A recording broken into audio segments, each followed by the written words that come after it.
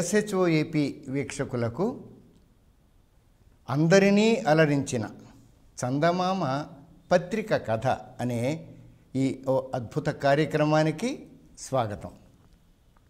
చందమామ అనగానే మనందరికీ దృష్టిలోకి ఏమొస్తుంది?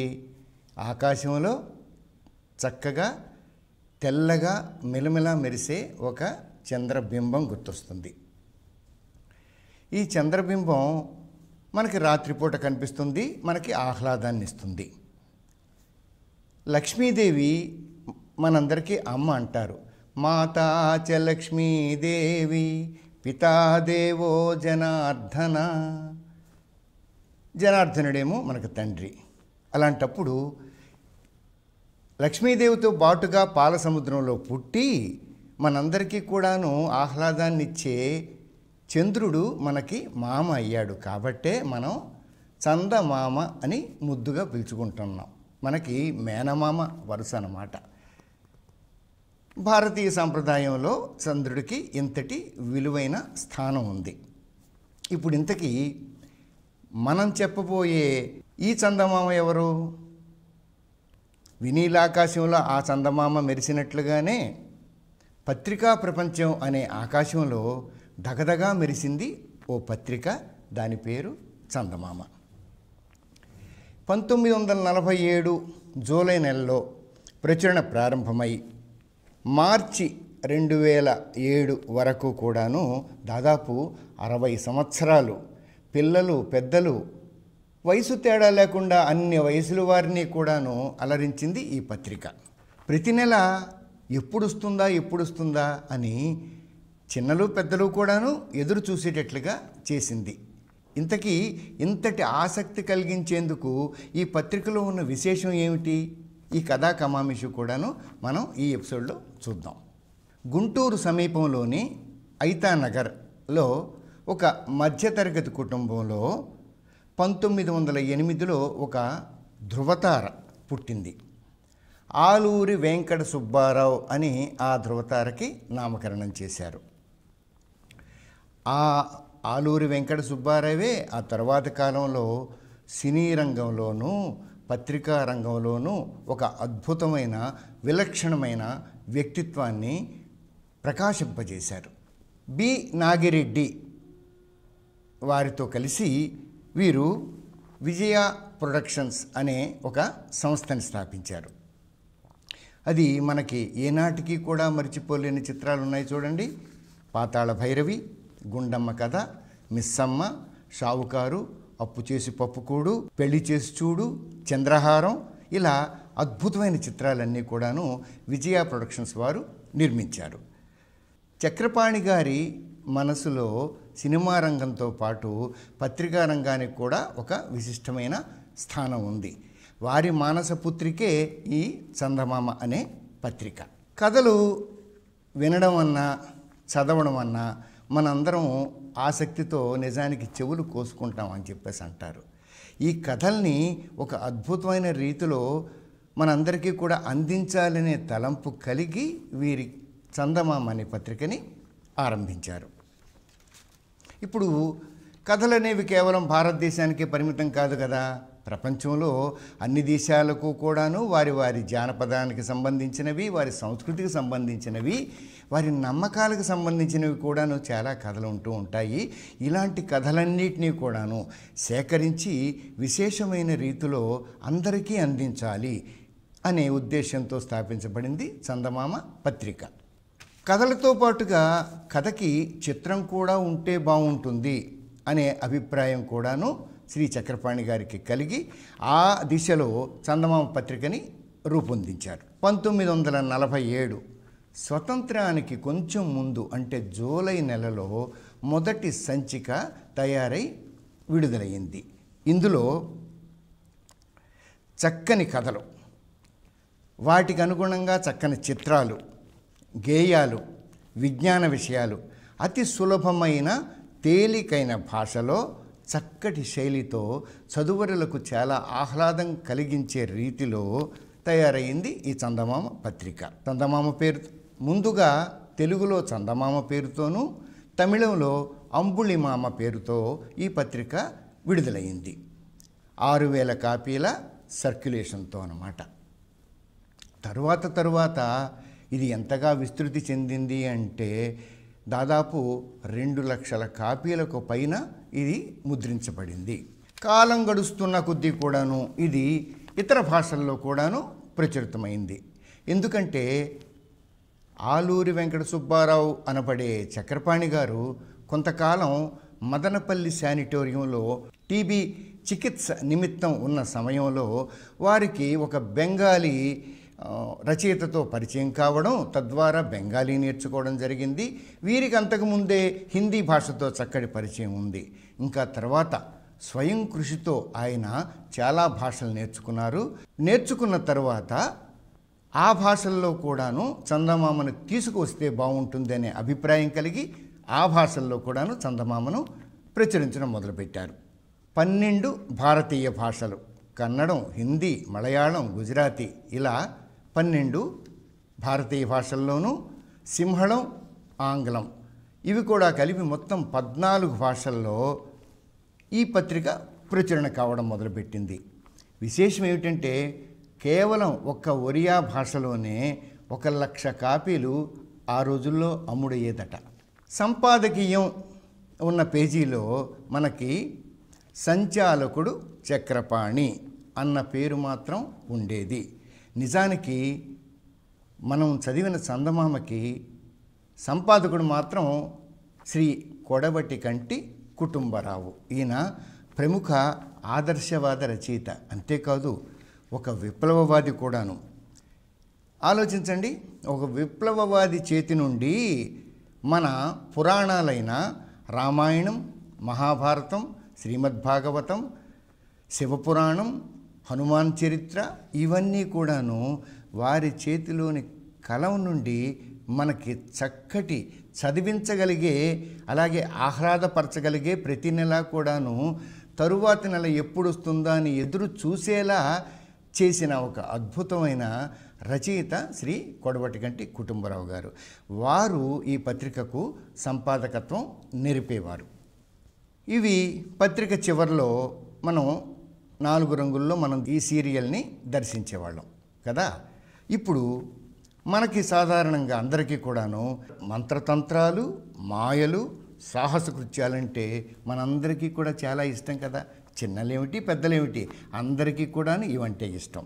వీటితో సృష్టించిన జ్వాలాద్వీపం, పాతాళదుర్గం, మాయా సరోవరం, శిథిలాలయం, తోకచుక్క, ఇలాంటి ఎన్నో అద్భుతమైన ఆసక్తిని కలిగించిన సీరియల్స్ పత్రిక మొదట్లోనే ఉండేవి.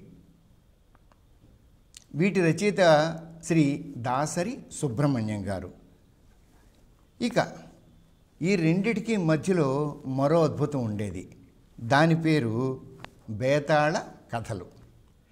అందులో విక్రమార్కుడు చెట్టు మీద ఉన్న బేతాళుడి శవాన్ని తీసుకొని భుజం మీద వేసుకొని నడక మొదలు పెట్టేసరికి అతని మౌనాన్ని భంగం చేయాలనే ఉద్దేశంతో భుజం మీద ఉన్న బేతాళుడు విక్రమార్కుడికి ఓ కథ చెప్పడం, కథ చెప్పిన తర్వాత కథలో ఉన్న సమస్యకి రాజా సమాధానం తెలిసి కూడా చెప్పకపోతే నీ తల వేయి రక్కలవుతుంది, అలా కాకుండా నీ మౌనం గనక వీడితే నేను మళ్ళీ చెట్టు మీదకు వెళ్ళిపోతాను అనే ఒక చిక్కు ప్రశ్న పెట్టి పత్రిక మొదట్లో మొదలుపెట్టిన ఈ సీరియల్ చివరిలో మూసేసే వరకు కూడాను నడిచిందంటే ఎంతటి ఆసక్తి ఆ శీర్షిక కలిగించిందో మనం తెలుసుకోవచ్చు. ఇప్పుడు ఇలాంటి కథల్ని చెప్పండి అంటూ శ్రీ కొడవటిగంటి యువ రచయితలందరినీ కూడాను చక్కగా ప్రోత్సహించేవారు.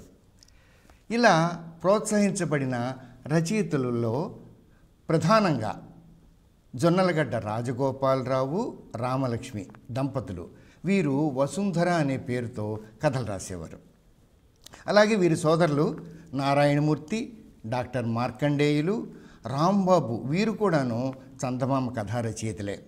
ఇంకా ఇలాంటి విలక్షణమైన రచయితల్లో మాచిరాజు కామేశ్వరరావు, లక్ష్మీ గాయత్రి, సింగంపల్లి అప్పారావు, ఇలాగా అసంఖ్యాకమైన యువ రచయితలందరినీ కూడాను కొడవటి గంటి ఈ శైలిలో ఈ పంథాలో కథలు రాసేందుకు ప్రోత్సహించి వాటితో మనల్ని అందరినీ కూడాను అలరించారు.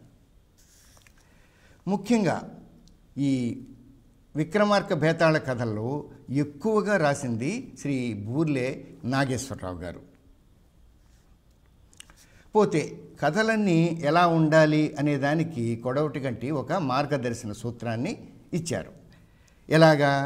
తేలిక భాషలో ఉండాలి, నీతి, ధైర్యం, ధర్మం, తెలివి, చొరవ, సహాయం, సహకారం, యుక్తి, సమయస్ఫూర్తి వంటి గుణాలు ప్రతిఫలించే పాత్రలతోనూ అటువంటి సంఘటనలతోనూ కలిసిన కథలు బాలలకే కాదు అందరికీ కూడాను వ్యక్తిత్వ నిర్మాణానికి మనకు ఉపయోగిస్తాయి అనే ఉద్దేశంతో చక్కటి పునాదిని బాలలకు వేస్తే పెద్దలలో తాము మరిచిపోయిన అనేక గుణాలను, జీవన నైపుణ్యాలను పరిచయం చేసి ఉత్తమ వ్యక్తులుగా, సంఘానికి ఉపయోగపడే చక్కని వ్యక్తులుగా తమను తాము మలచుకునేందుకు సహకరిస్తుందనే ఉద్దేశం శ్రీ చక్రపాణి గారికి ఉండేది. దాన్ని కొడవటి గంటి వారు చక్కగా రచయితలకు దృష్టిలో పెట్టి ఈ దృష్టితో ఈ పంథాలో కథలను రాయండి అని అటువంటి కథల్ని మనకి అణిముత్యాల రూపంలో అందించారు. చందమామలోని మరో విశేషం చూద్దాం. ఇది ప్రతి పేజీకి కూడాను ఒక బొమ్మ ఉండడం. ఆ పేజీలో ఈ బొమ్మ కథలో ఉన్న ఒక విశేషమైన ఒక సంఘటనని ప్రతిఫలిస్తూ ఉండేదన్నమాట. అంటే కథను బాగా విపులంగా అర్థం అయ్యేటట్లుగా చేసేందుకు చదువర్లకు ఈ బొమ్మ ఉపయోగపడేదన్నమాట. ఇప్పుడు బొమ్మల గురించి వస్తే తొలి సంచిక నుండి కూడాను ముఖ చిత్రాలను శ్రీ ఎంటీవి ఆచార్య అనే ఒక బెంగుళూరు చిత్రకారులు చిత్రించారు. ఆ పైన వపా అనే పేరుతో మనందరికీ కూడాను చందమామ అంటే వపా చిత్రం అనేంతగా మనసుల్లో ఒక ముద్ర వేసేసిన వడ్డాది పాపయ్య అనే ఒక ఉత్తుంగ తరంగం తమ అద్భుత చిత్రాలతో చందమామను అలరించి పాఠకులను మనసులను రంజింపజేశారు. అంతేకాదు వారు ముఖ చిత్రాలు మాత్రమే కాకుండా వారు మిత్రలాభం, మిత్రభేదం వంటి పంచతంత్ర కథలకు కూడా చిత్రాలను చిత్రించేవారు. గత సంవత్సరం వడ్డాది పాపయ్య గారి శత జయంతి ఉత్సవాన్ని 2 తెలుగు రాష్ట్రాల చిత్రకారులందరూ కూడాను ఘనంగా నిర్వహించుకోవడం, అందులో పాలు పంచుకోవడం అనే అదృష్టానికి నేను కూడా నోచుకున్నాను. ఇక కథా చిత్రాలకు వస్తే కథలకు 2 రంగుల్లోనూ, సీరియల్స్కు 4 రంగుల్లోనూ చిత్రాలను ముద్రించే ఒక విలక్షణ ప్రక్రియను చందమామ మొదలుపెట్టింది. మాయలు, మంత్రాలు, సాహసవీరుల అద్భుత సాహసాలు ఇవన్నీ కూడాను మకరద్వీపం, తోకచుక్క మొదలైన సీరియల్స్లో ఉంటే దానికి సంబంధించిన అద్భుతమైన చిత్రీకరణ చేసిన వ్యక్తి శ్రీ చిత్ర. చిత్ర పేరుతో శ్రీ టి వీరరాఘవన్ అద్భుత చిత్రాలని అందించారు. అలాగే రామాయణం, భాగవతం వంటి సీరియల్స్కు, కథలకు, ముఖ్యంగా బేతాళ కథలకు శంకర్ అనే పేరుతో శ్రీ కేసి శివశంకరన్ వీరు చిత్రాలు చిత్రించారు. ఇప్పుడు వీరిద్దరూ కూడాను జంటగా చాలా కాలం చందమామకు చిత్రరచన చేశారు. వీళ్ళిద్దరి చిత్రాలు లోపల, బయట ముఖ చిత్రంగా వడ్డాది పాపయ్య. ఈ విలక్షణత చందమామకి ఒక ప్రత్యేకతను తెచ్చిపెట్టింది. ప్రతి ఒక్కరూ కూడాను తరువాత సంచిక ఎప్పుడొస్తుందా, నెల ఎప్పుడవుతుందా అంటూ ఎదురు చేసేలా చేసిన అద్భుత చిత్రకారులు వీరు ముగ్గురు కూడా. ఇప్పుడు వీరి తరువాత జయ పేరుతో నాగేశ్వరరావు, రాజీ పేరుతో ఖాదర్ పాషా, శక్తి పేరుతో పస్తుల వెంకట్రావు, పిఎస్ బాబు, పాణి, మాహి, గాంధీ అయ్య, వీర, సీతారాం వంటి అనేక మంది చిత్రకారులు చందమామ కథలకు చిత్రరచన చేశారు. నేను కూడా చిత్రకారుణ్ణే, కానీ నేను చందమామలో చిత్రాలు చిత్రించేందుకు అదృష్టానికి నేను నోచుకోలేకపోయాను. నిజానికి నేను చిత్రకారుని అయ్యాను అంటే కేవలం కారణం చందమామలోని చిత్రాలను చూసి ప్రభావితుడినై నేను కూడా ఆ విధంగా కథలకు బొమ్మలు చిత్రించి ఒక చిత్రకారుని అవుదామనే ప్రయత్నంతో నా వ్యక్తిత్వ నిర్మాణం చందమామ వల్లే జరిగింది. ఇప్పుడు చెప్పిన చిత్రకారులందరూ కూడాను దాదాపుగా చందమామను చూసి అనుకరించి తమకంటూ ఒక వృత్తిని ఒక ప్రవృత్తిని ఏర్పరచుకున్నవారే. దాదాపు 52 సంవత్సరాల అఖండ విజయ కేతనం ఎగరవేసిన చందమామ చక్రపాణి మరణానంతరం బి విశ్వనాథరెడ్డి గారు సంచాలకత్వం సంపాదకత్వం నిర్వహించారు. ఈ పత్రిక 1998 వరకు కూడాను విశ్వనాథరెడ్డి గారు సంపాదకులుగా వ్యవహరించారు.